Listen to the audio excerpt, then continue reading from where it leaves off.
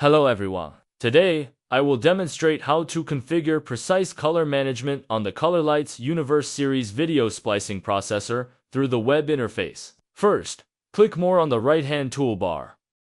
Then select Precise Color Management. Click the button to enable, and the Universe series video processor will detect and load the current screen's output color gamut, displayed as a chromaticity diagram. Click Color and Luminance, then select a standard. The red triangle shows the screen's displayable color space, while the blue triangle represents the screen's output color space.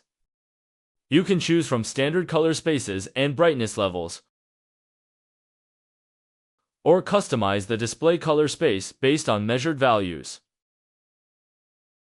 Under Output Color Space, you can choose to remain unchanged, matching the screen display color space, or select from standard options.